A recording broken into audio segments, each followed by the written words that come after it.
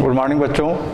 आज हम आनुवांशिकता एवं विभिन्नता के अंतर्गत मेंडल के जो नियम संबंधी कुछ प्रयोग किया गया था, है ना, उसके बारे में अध्ययन करेंगे।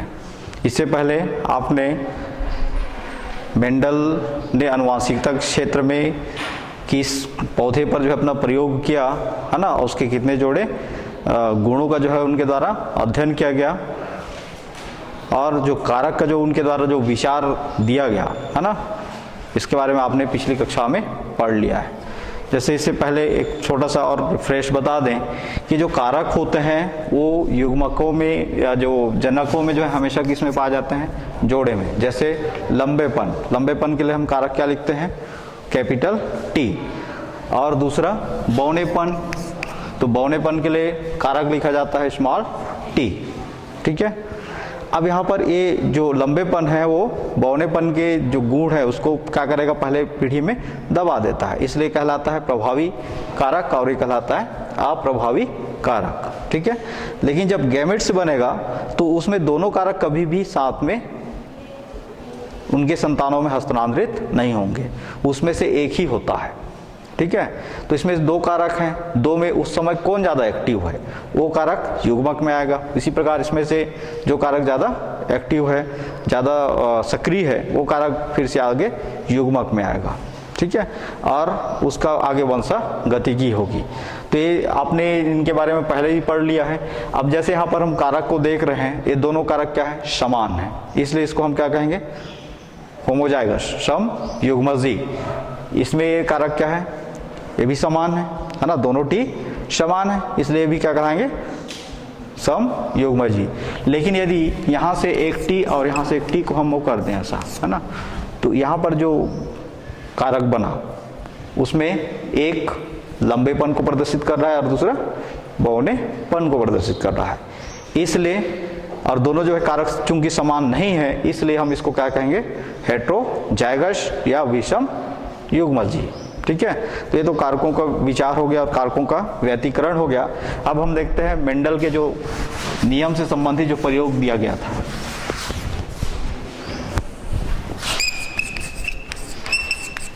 मेंडल के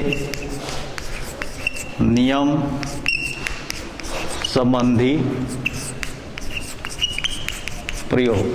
मेंडल ने जो है मटर के 7 जोड़े विपरासी लक्षणों को, 7 जोड़े अलग अलग विपरीत गुण वाले पौधों का उनके द्वारा मुख्य रूप से चुनाव किया गया और उनका जो है 2 तरीके से प्रयोग किया गया, है ना। पहला ए संकर क्रॉस, एक संकर या एक संकरी क्रॉस, और दूसरा द्विसंकरी क्रॉस। मेंडल ने जो मटर के पौधों पर जो है विभिन्न प्रकार के क्या किए, प्रयोग किए, है ना। मटर के जो है 7 जोड़े 7 विपरीत गुण वाले और विपरासी लक्षण वाले पौधों पर उनके द्वारा प्रयोग किया गया। और प्रयोग को मुख्य रूप से 2 भागों में बांट दिए, एक तो एक संकरी क्रॉस और दूसरा द्विसंकरी क्रॉस।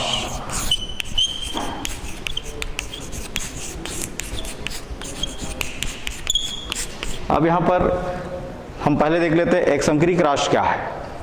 जब एक समय में एक ही जोड़े विपरीत गुण वाले पौधों के जो है वंशागतिकी का अध्ययन करें तो उसे हम क्या कहेंगे, एक संकरी क्रॉस, है ना। और जब 2 विपरीत गुण वाले, है ना, 2 विपरीत गुण वाले पौधों के बीच जो संकरण होता है, उस संकरण का यदि हम अध्ययन करें तो क्या कहलाएगा, वो द्विसंकरी क्रॉस। तो पहले हम देख लेते हैं एक संकर क्रॉस या एक संकरी क्रॉस। तो जब एक ही गुण वाले पौधों के बीच होने वाले जो संकरण, है ना, की वंशागतिकी का जो अध्ययन करते हैं उसको कहते हैं एक संकर क्रॉस, या वह संकरण या वह टेस्ट क्रॉस या वह संकरण क्रॉस जिसमें एक समय में एक ही जोड़े विपरीत लक्षण वाले पौधों की जो है वंशागतिकी का अध्ययन करते हैं, उसे कहते हैं एक संकरण क्रॉस। इसके लिए भी मेंडल ने है 7 जोड़े जो पौधे, 7 विपरीत लक्षण वाले जो पौधों के बीच अलग अलग प्रकार से चुनाव किया, चुनाव करके उनका प्रयोग उनको जो है लेकर प्रयोग किया, है ना। जिनमें से कुछ प्रयोग निम्नानुसार हैं।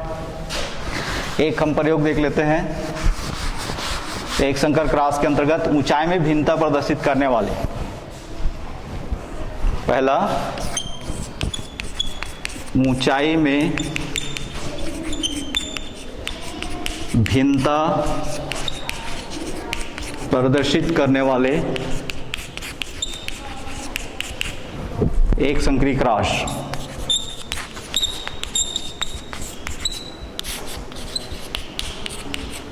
मेंडल ने मटर के जो पौधे हैं उनमें से कुछ लंबे पौधे हैं जिनकी ऊंचाई लगभग 6 से 7 फीट और कुछ बौने पौधे का चुनाव किया। ठीक है, ऐसे पौधे जिनकी ऊंचाई कितनी थी, लगभग 6 से 7 फीट और कुछ बौने पौधे, है ना, उनके द्वारा चुनाव किया गया और दोनों पौधों को जो है आपस में संकरण कराया गया, कृत्रिम परागण होने दिया गया। ठीक है, उनके पैतृक गुणों को जो है आपस में होकर के उन पर कृत्रिम परागण होने दिया गया।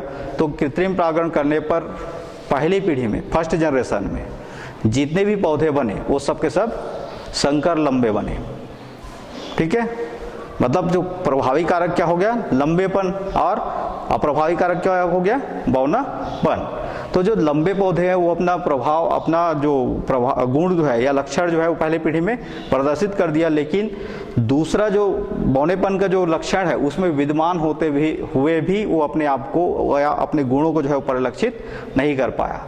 लेकिन जब प्रथम पीढ़ी में जो पौधे प्राप्त हुए, उन पौधों को फिर से आगे जब स्वपरागण होने दिया गया तो दूसरे पीढ़ी में जो है उनको 3 प्रकार के पौधे मिले।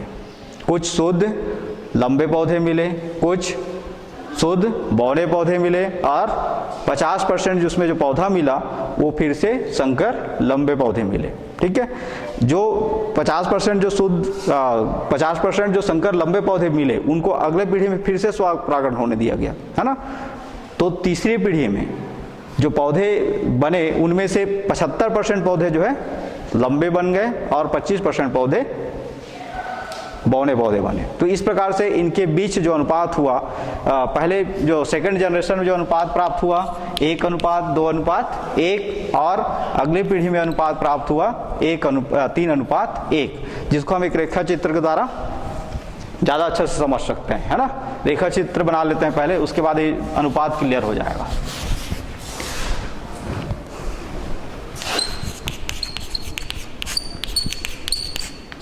लंबा पौधा और बौना पौधा। लंबे पौधे के लिए उनके द्वारा कारक लिया गया कैपिटल T, और बौने पौधे के लिए उनके द्वारा कारक लिया गया स्मॉल t। इनको P1 या इन्हीं को कहते हैं पितृ पौधे। ठीक है, ये पितृ पौधे में जब कृत्रिम परागण कराया गया, इन पितृ पौधों में क्या कराया गया, कृत्रिम परागण। कृत्रिम मतलब आर्टिफिशियल तरीके से स्वतः ही उनको क्या होने दिया गया, परागित होने दिया गया। तो इसमें एक गैमेट बना कैपिटल T और इसमें गैमेट बना स्मॉल t। ये क्या कराएंगे, युग्मक या गैमेट। इससे पहले हमने बताया कारक हमेशा जनकों में किस में पाए जाते हैं, जोड़े में पाया जाता है। तो यहाँ पर जोड़ा में है, ठीक है, और यहाँ भी जोड़े में है। लेकिन जब युग्मक का निर्माण होता है तो उस समय जो ज्यादा प्रभावी कारक होगा, है ना, जो ज्यादा प्रभावी कारक होगा, ज्यादा सक्रिय जो कारक होगा वो क्या होगा, युग्मक में हस्तांतरित होगा। तो इसमें से एक युग्मक में हस्तांतरित हो गया और इसमें से भी एक युग्मक में हस्तांतरित हो गया। जब इनके बीच क्रॉस हुआ तो जो पौधे बने वो किस प्रकार के पौधे बने, कैपिटल T और स्मॉल t, है ना। चूंकि यहाँ पर लंबापन का जो गुण है ना, लंबापन का जो गुण है वो प्रभावी गुण है या प्रभावी लक्षण है। इस कारण जो पौधे, जितने भी पौधे बने वो जितने भी पौधे बने वो सब के सब संकर लंबे पौधे बने, संकर लंबे पौधे।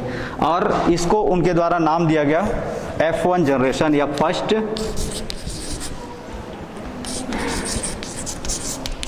पीढ़ी, प्रथम पीढ़ी।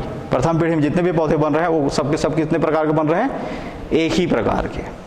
ठीक है, एक ही प्रकार के किस किस्म के या किस उनका लक्षण क्या मिलेगा, सबके सब होंगे संकर लंबे, है ना। संकर लंबे इसलिए कहा जा रहा है क्योंकि इसमें बौनेपन का भी गुण है विद्यमान, ठीक है ना। लेकिन बौनेपन के गुण विद्यमान होते हुए भी, उपस्थित होते हुए भी वो क्या हो गया है, छुप गया है, उसका गुण परिलक्षित नहीं हुआ। मात्र एक ही पौधे का गुण परिलक्षित हुआ, किसका, लंबेपन का, ठीक है। इसलिए इसको कहा गया संकर लंबे।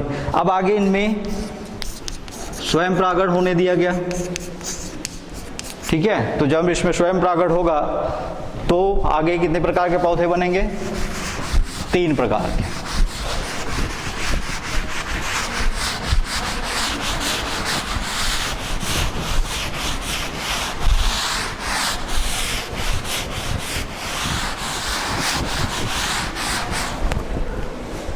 चलिए, जो संकर लंबे पौधे बने हैं इसको हम यहां लिख देते हैं, संकर लंबे पौधे, और ये कहलाएगा फर्स्ट पीढ़ी। इनमें आगे स्वयं परागण कराया जाए तो 3 प्रकार के पौधे बनते हैं। एक तो 25% जो पौधे मिलेंगे वो शुद्ध लंबे पौधे बनेंगे, है ना। 25% जो और पौधे बनेंगे वो शुद्ध बौने पौधे बनेंगे, और 50% जो पौधे यहाँ पे प्राप्त हो रहे हैं वो क्या होंगे, संकर लंबे। ये हो गया शुद्ध लंबे, ये पौधे हो गए शुद्ध बौने पौधे। तो इस प्रकार से इनके बीच क्या अनुपात मिला, 1:2:1, ठीक है। अब आगे इनमें फिर से स्वपरागण होने दिया जाए, और ये जनरेशन कहलाएगा F2 जनरेशन या F2 पीढ़ी, दूसरा जनरेशन हो गया वो, ठीक है।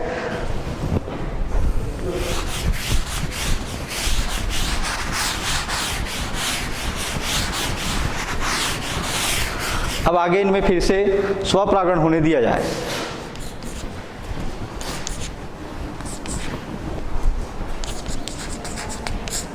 स्वपरागण, इसी प्रकार इसमें भी लिख सकते हैं स्वयं परागण, स्वयं परागण। तो इनसे जितने भी पौधे बनेंगे वो क्या बनेंगे, हमेशा शुद्ध किस प्रकार के पौधे बनेंगे, यहाँ पर लंबापन है इसलिए जितने भी पौधे इसमें बनेंगे इनका फिर से स्वपरागण होने दिया जाए तो सभी पौधे जो है हमेशा शुद्ध लंबे पौधे बनेंगे। तो यहाँ पर हमेशा शुद्ध लंबे पौधे लिख सकते हैं, ठीक है। यहाँ पर यदि इनको स्वपरागण होने दिया जाए तो यहाँ पर जो पौधे बनेंगे वो सबके सब क्या होंगे, शुद्ध बौने, हमेशा शुद्ध बौने पौधे।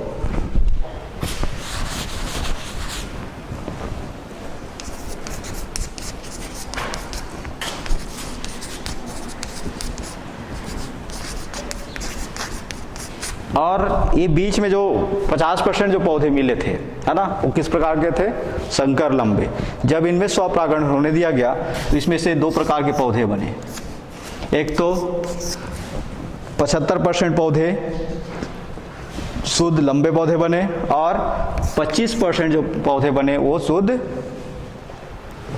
बौने पौधे बने, ठीक है। इनकी प्रतिशत मात्रा कितनी हो गई, 75%, और इनकी प्रतिशत मात्रा बन गई यहाँ पर 25%। तो इसके अनुसार यहाँ पर अनुपात, दोनों का अनुपात क्या हो गया, 3:1, ठीक है। यहाँ पर क्या अनुपात मिला, 3:1। तो इस तरीके से इस प्रकार के जो संकरण क्रॉस होता है इसको कहते हैं हम एक संकर क्रॉस, जो एक समय में एक ही जोड़े विपरीत लक्षण वाले पौधों के बीच क्या कराया जा रहा है, संकरण कराया जा रहा है, और उनकी वंशागतिकी का अध्ययन किया जा रहा है, ठीक है। अब यहाँ पर जो अनुपात मिला हुआ है ना, जो तीसरे पीढ़ी में, इस पीढ़ी को हम कहते हैं 3rd जनरेशन या F3 पीढ़ी, तीसरे जनरेशन में जो पौधे मिले हैं जिनके बीच अनुपात क्या मिल रहा है, 3:1, 3:1 मिल रहा है, इसको कहते हैं जीनोटाइपिक अनुपात, जीनोटाइप, है ना। और यहाँ पर जो अनुपात मिल रहा है 1:2:1, कौन से पीढ़ी में, दूसरे पीढ़ी में, इसको कहते हैं फिनोटाइपिक अनुपात या फिनोटाइप्स। ठीक है, दूसरा एग्जाम्पल और ले लेते हैं।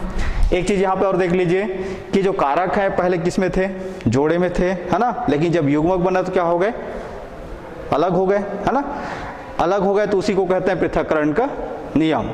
फिर इसमें जो पहले पीढ़ी में जो पौधे मिले थे वो पौधे में किस प्रकार का गुण था, लंबेपन का, संकर लंबेपन। ठीक है, तो एक दो कारक है लेकिन एक ही का लक्षण जो है यहाँ पर परिलक्षित हो रहा है, इसलिए इसको कहते हैं प्रभाविता का नियम। तो इस प्रकार से मेंडल ने जो है अपना प्रयोग किया और प्रयोग के आधार पर क्या दिया, नियम दिया। ठीक है, जिनको आगे और पढ़ोगे। दूसरा एग्जाम्पल ले लेते हैं हम।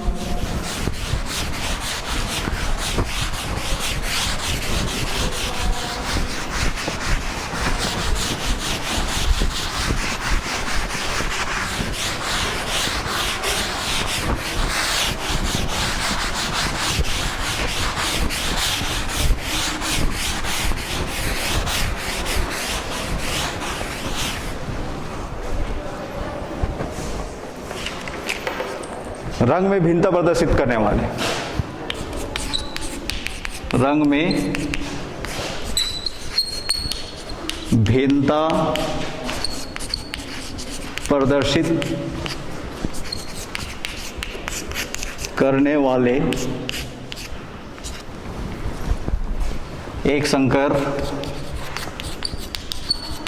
या एक संकरी क्रॉस, जब हम दो अलग अलग रंग वाले पौधों के बीच आपस में संकरण कराएं, है ना, तो उनके बीच जो वंशागतिकी किस प्रकार होगी उसका यदि हम अध्ययन करें तो क्या कहलाएगा, रंग में भिन्नता प्रदर्शित करने वाले पौधे कहलाएंगे। जैसे शुद्ध नस्ल के पौधे और शुद्ध नस्ल के जो पौधे हैं उनके बीच दो अलग अलग रंग को हम ले लेते हैं, है ना, एक लाल रंग को और दूसरा सफेद रंग को। लाल रंग के पौधे जिनके लिए हम कारक लिखते हैं कैपिटल R, ठीक है, और सफेद पौधे जिसके लिए कारक लिखते हैं स्मॉल r। यहाँ पर दो कारक हो गए, लाल रंग जो है सफेद पर क्या होता है, हमेशा प्रभावी होता है, तो ये प्रभावी कारक हो गया और इसके तुलना में ये अप्रभावी कारक हो गया। इन दोनों के बीच यदि क्रॉस करा जाए, है ना, इनको हम क्या कहेंगे, P1 पौधे कहेंगे, अर्थात पितृ पौधे कहलाएंगे। जब इनमें गैमेट्स बनेगा, मतलब इनमें कृत्रिम परागण कराया जाएगा तो गैमेट्स बनेंगे, है ना, या युग्मक बनेंगे। इसमें कौन सा युग्मक बनेगा, R, और इसमें युग्मक बनेगा स्मॉल r। ये हो गए युग्मक, और यहाँ पर हुआ कृत्रिम परागण। ठीक है, अब इनमें जब आगे संकरण होगा तो क्या बनेंगे, पहले पीढ़ी के पहले जनरेशन के संतान उत्पन्न होंगे, संतति उत्पन्न होंगे, है ना, जिसमें कौन प्रभावी कारक है, लाल। इसलिए जितने भी पौधे बनेंगे वो सब के सब क्या होंगे, संकर लाल पौधे। और एक कहलाएगा फर्स्ट पीढ़ी या प्रथम F1 जनरेशन, F1 पीढ़ी या F1 जनरेशन। ठीक है, अब आगे इनमें यदि फिर से स्वयं परागण होने दिया जाए, स्वयं परागण इसमें होने दिया जाए तो इसमें फिर से तीन प्रकार के पौधे बनेंगे। क्या क्या, RR अर्थात शुद्ध लाल पौधे, फिर RR संकर लाल पौधे, और दूसरा स्मॉल r अर्थात शुद्ध सफेद पौधे। ठीक है, ये क्या हो गए, शुद्ध लाल पौधे, संकर लाल पौधे और शुद्ध सफेद पौधे। ठीक है, इनके बीच अनुपात फिर से क्या होगा, 25%, 50%,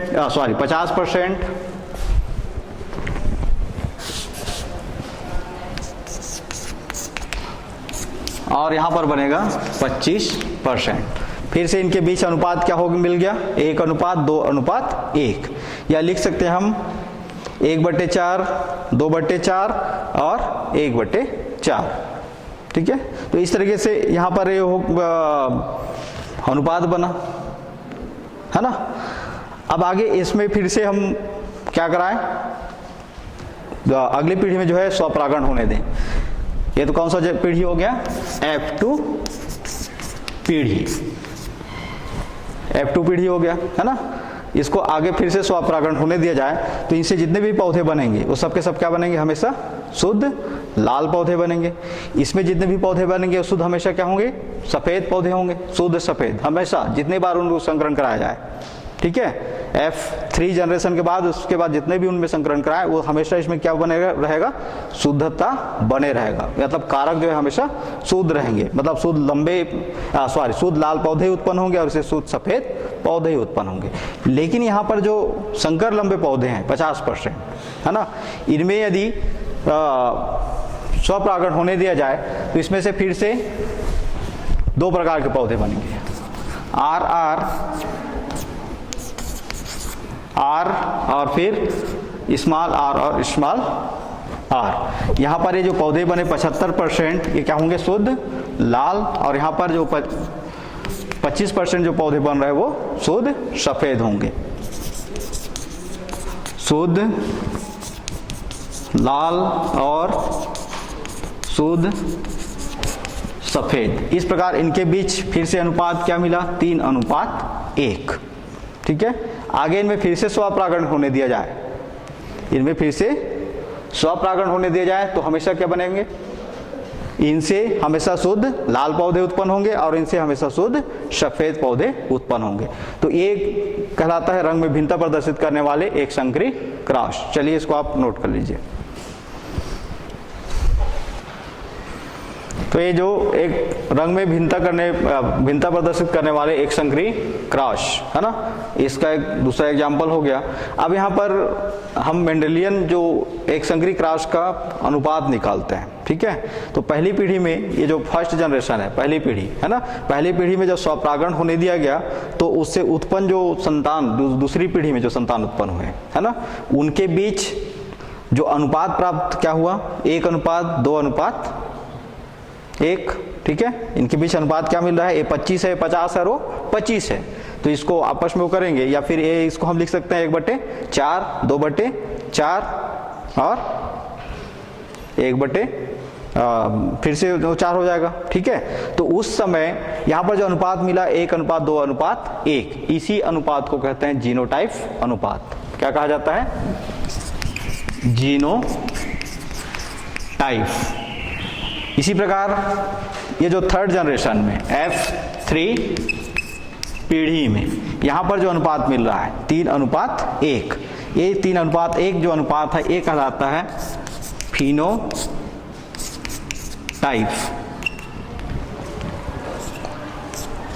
या इसी को कहते हैं दर्श प्रारूपी। यहाँ पे जीनोटाइप का मतलब ये होता है कि उनके जीनिक स्ट्रक्चर जो है, उसके अंदर की जो जीनिक संरचना है ना, इसकी और इनकी, इनमें जो 3 प्रकार के जो पौधे मिले हुए हैं उनकी जीनिक संरचना क्या है, एक समान है, इसलिए उसको कहा जाता है जीनोटाइप। और जीनोटाइप जो अनुपात मिल रहा है वो क्या मिल रहा है, 1:2:1।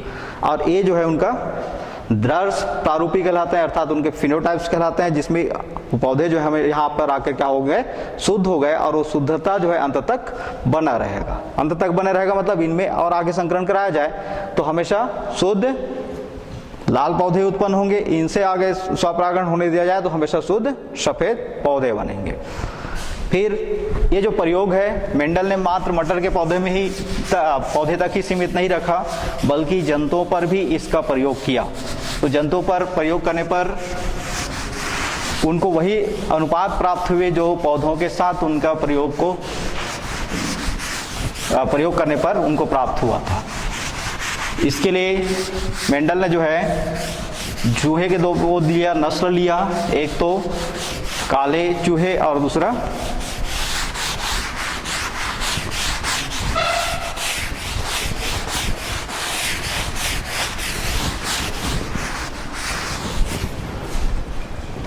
जंतुओं पर प्रयोग।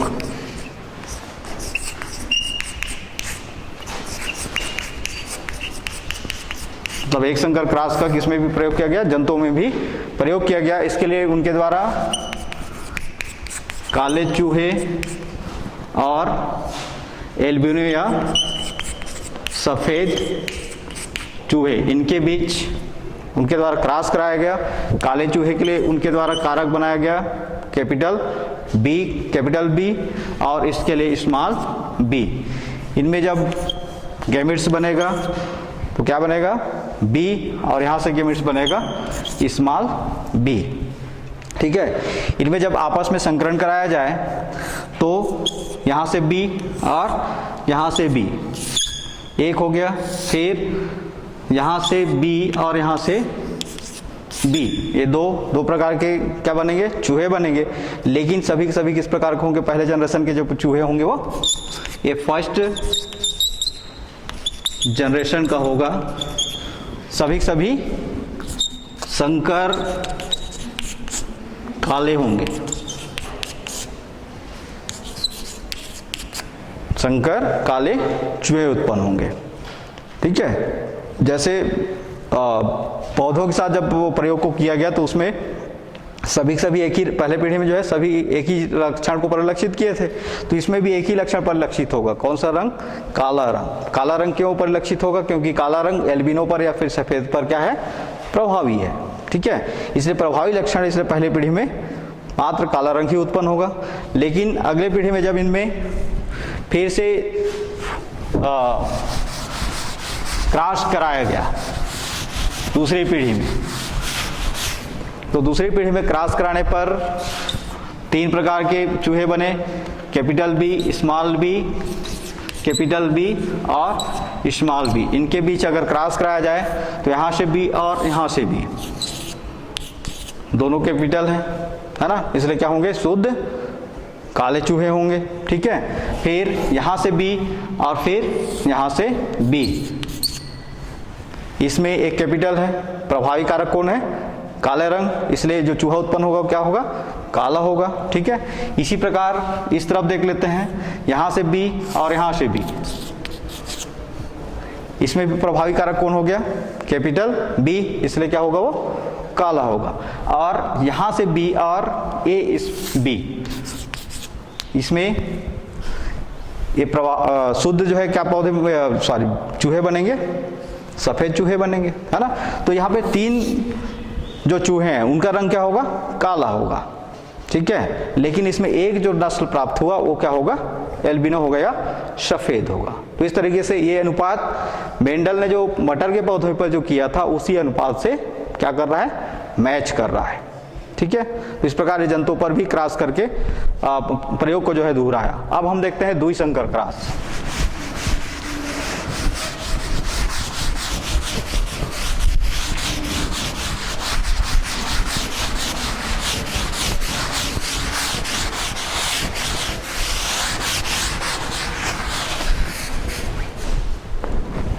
बी मेंडल का द्विसंकरी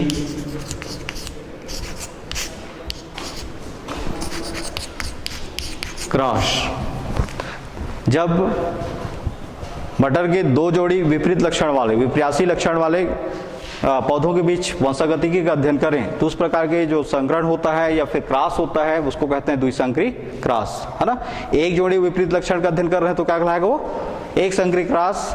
जबकि 2 जोड़े विपरीत लक्षण वाले या विपरीयासी लक्षण वाले पौधों के बीच उनकी वंशागतिकी का यदि हम अध्ययन करते हैं तो उस प्रकार के क्रॉस को कहते हैं द्विसंकरी क्रॉस। मेंडल ने द्विसंकरी क्रॉस के अंतर्गत एक ऐसे पौधों का चुनाव किया, है ना, जिनके जो बीज का जो रंग है ना, और वो बीज का आकार वो किस प्रकार का है, उनको जो है आधार बनाकर आगे अपने प्रयोग को दोहराया। तो मेंडल ने जो है जो प्रयोग किया था उसमें गोल व पीले बीज, गोल व पीला बीज वाले पौधे और उसी प्रकार झुर्रीदार व हरा बीज वाले पौधों के बीच क्या कराया, संकरण कराया। अब यहाँ पर दो कैरेक्टर्स हो गए, दो जोड़ी हो गए। एक जोड़ी क्या हुआ, गोल व पीला, दूसरा जोड़ी क्या हुआ, झुर्रीदार व हरा।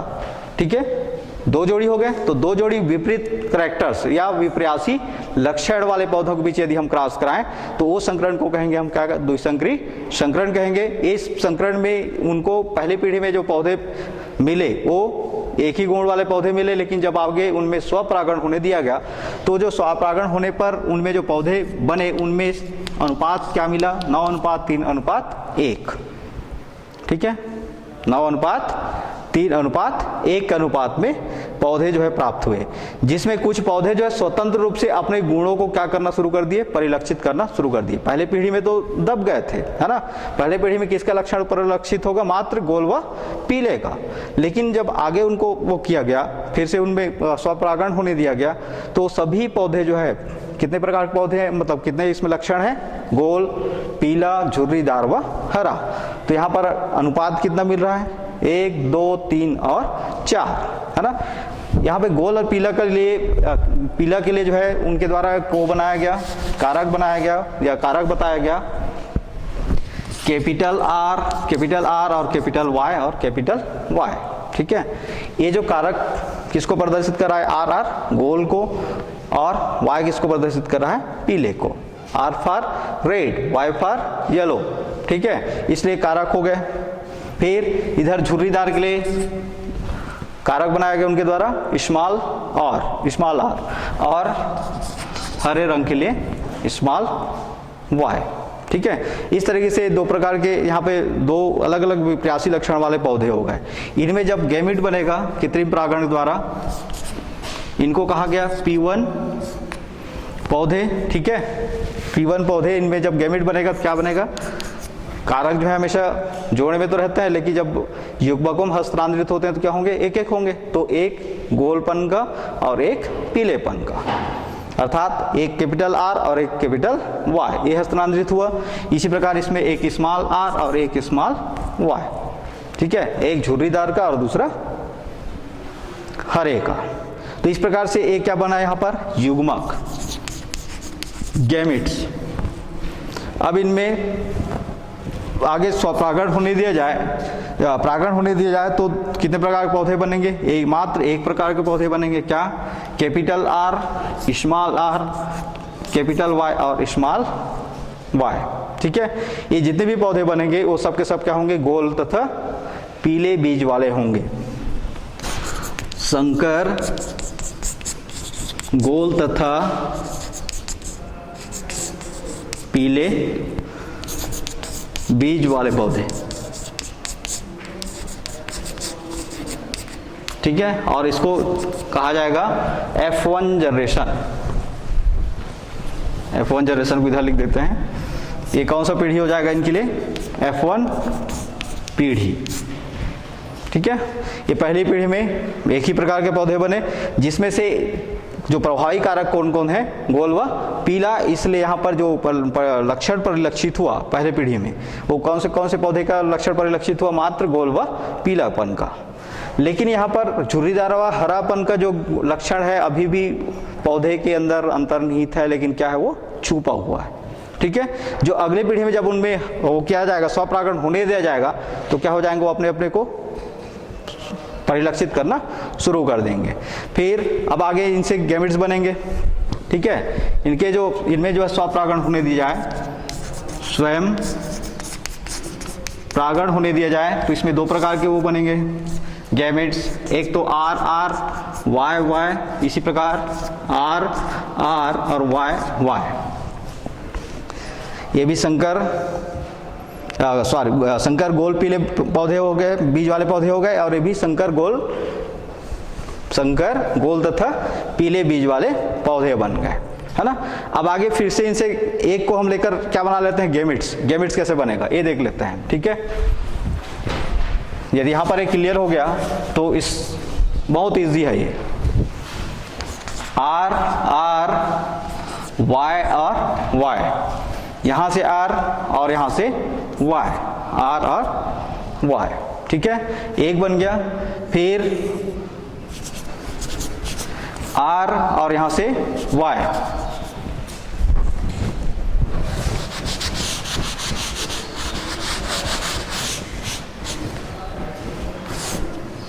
यहां से R और यहां से Y, तो ये हो गया कैपिटल स्मॉल r और कैपिटल Y, ये हो गया। इसी प्रकार इधर देख लेते हैं, R और स्मॉल y और दूसरा स्मॉल r और स्मॉल y। कितने बन गए गैमेट्स? 4 बन गए, 1 2 3 और 4। ठीक है, अब ये 4 प्रकार के गैमेट बने, है ना। 4 प्रकार के क्या बन गए? यहाँ पर गैमेट्स बन गए। किससे? इससे। उसी प्रकार 4 प्रकार के गैमेट किस में बनेंगे? इसमें बनेंगे। ठीक है, तो टोटल कितने हो जाएगा? एक तरफ 4 और दूसरी तरफ 4। अब इसको आगे चेकर बोर्ड को बना लेते हैं। चेकर बोर्ड से स्पष्ट हो जाएगा कि किस प्रकार ये बनेंगे।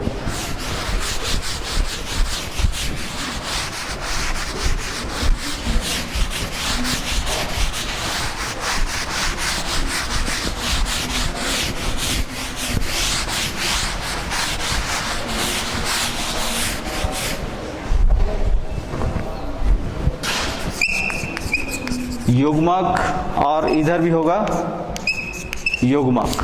ठीक है, युग्मक कौन कौन से बने थे? एक तो कैपिटल R और कैपिटल Y।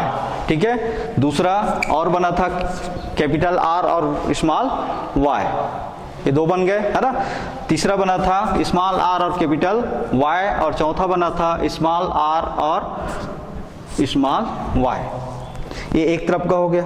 ठीक है, दूसरे तरफ हम ऐसे और लिख लेते हैं, कैपिटल R कैपिटल Y, है ना, फिर कैपिटल R और स्मॉल y,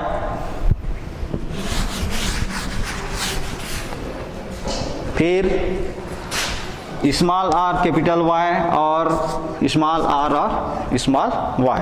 इस तरीके से इधर भी गैमेट्स हो गए और उधर भी गैमेट्स हो गए। यहाँ पर अब 16 खाने बना लेते हैं।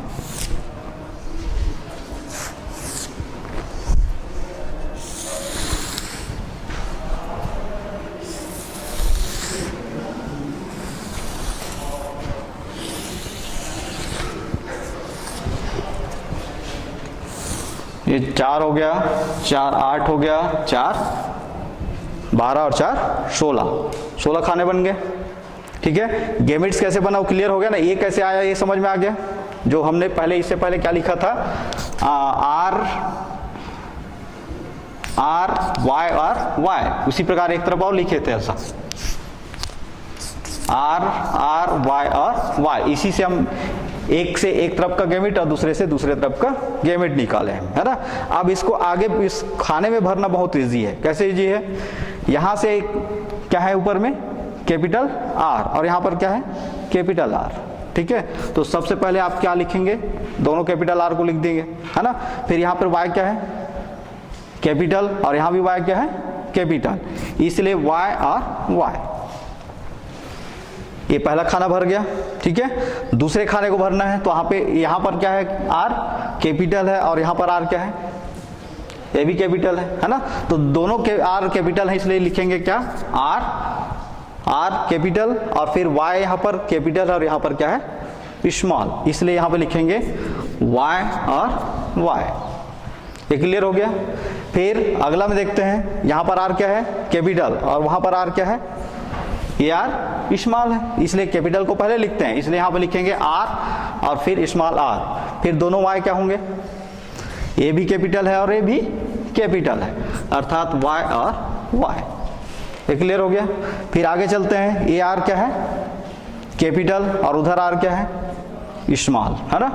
तो ये हो गया R और R। यहाँ पर Y क्या है? कैपिटल, और वहाँ पर Y क्या है? स्मॉल। ये एक लाइन भर गया। ठीक है, एक लाइन जो भर गया उसमें पौधे जो उत्पन्न हुए वो किस प्रकार के होंगे? R किसको प्रदर्शित करता है? गोल को। R किसको प्रदर्शित कर रहा है? गोल को, है ना। और Y किसको प्रदर्शित करता है? पीला को। तो ये जो पौधे बनेंगे क्या होंगे? गोल और पीला। ये जो पौधे में फिर से R क्या है? प्रभावी कारक है ना, और किसको प्रदर्शित कर रहा है? गोल को। और Y किसको प्रदर्शित कर रहा है? पीला को। तो ये भी पौधा किस प्रकार का होगा? गोल व पीला। तो यहाँ पर हम लिख सकते हैं गोल पीला, व लिख रहे थे, इसको पीला कर देते हैं, है ना।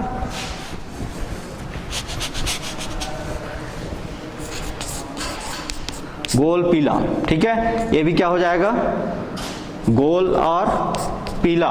ये भी हो जाएगा गोल व पीला।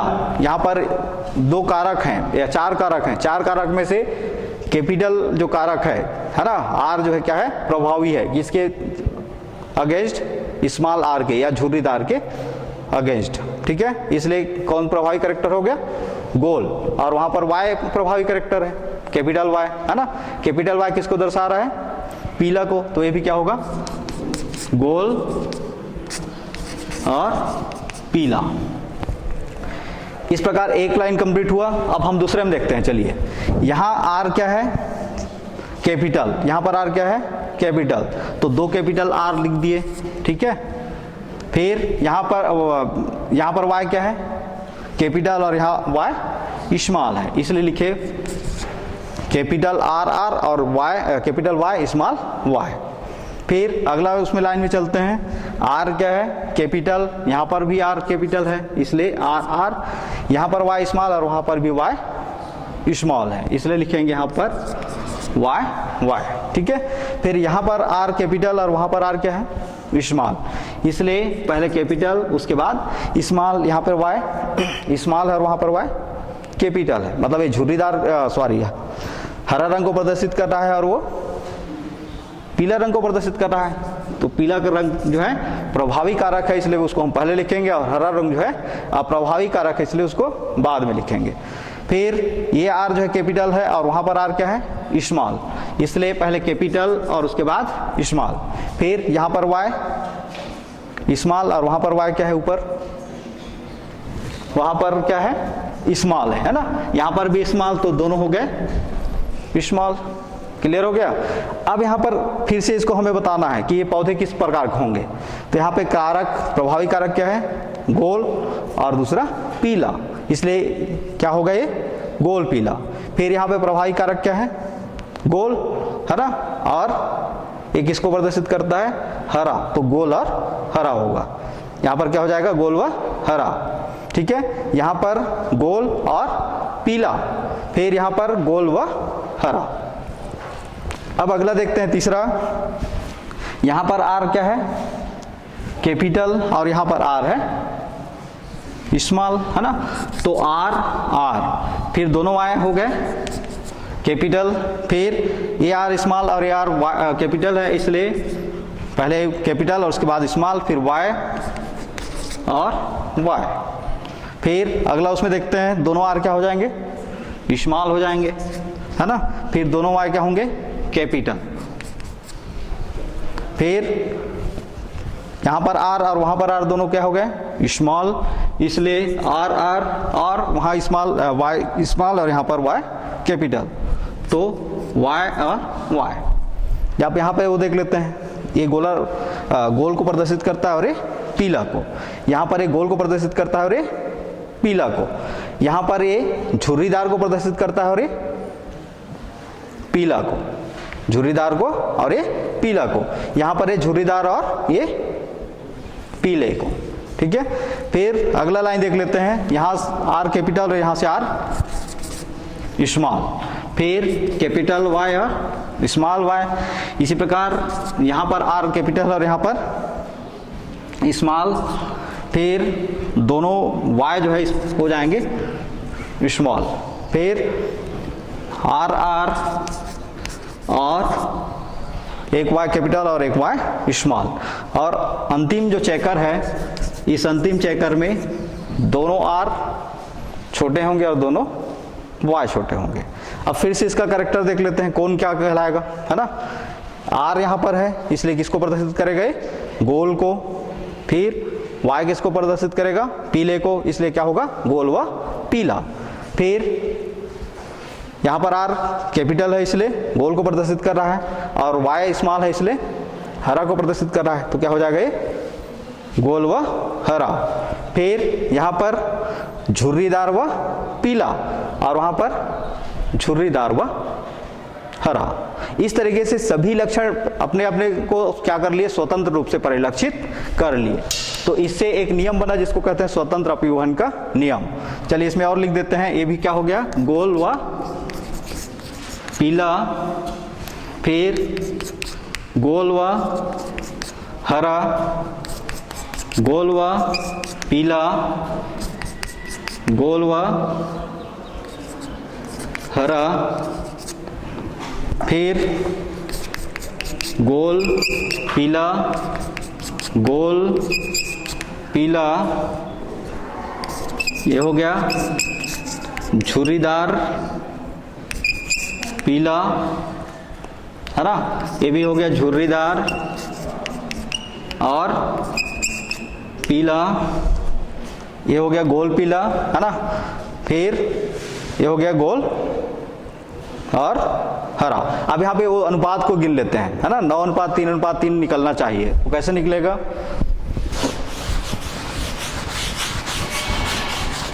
चार प्रकार के पौधे बन रहे हैं, है ना। वो चार प्रकार के पौधे कौन कौन से हैं, एक तो गोल व पीला, गोल व पीला बीज वाले पौधे, ये जो गोल और पीला बीज वाले जो पौधे बन रहे हैं, है ना,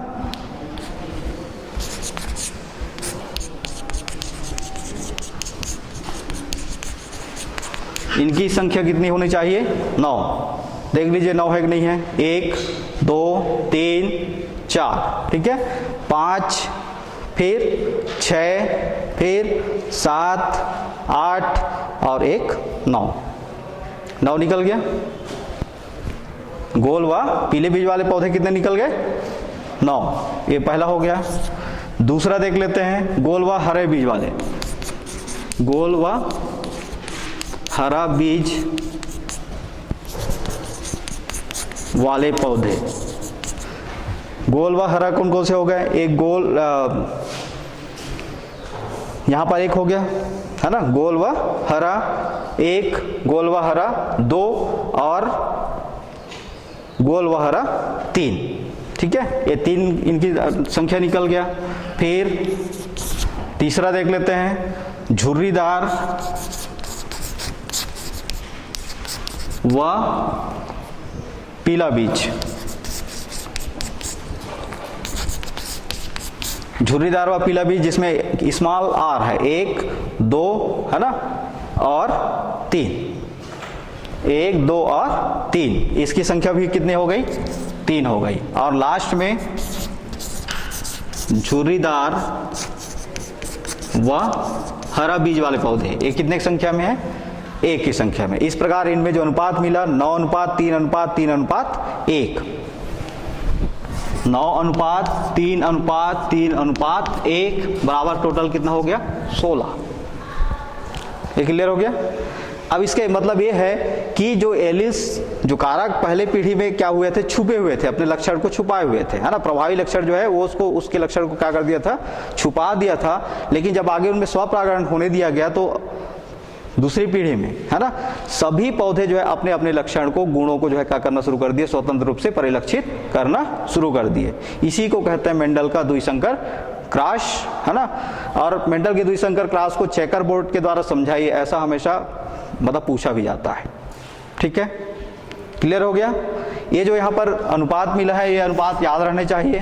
फिर निकालने के जो तरीके हैं, है ना, बहुत इजी है, बहुत आसान है। बस एक बार आप युग्मक को जो बना लिया और बनाने के बाद जो है इस प्रकार आपको यहाँ से पॉइंट आउट करके क्या करना है, लिखना है अलग से, ठीक है।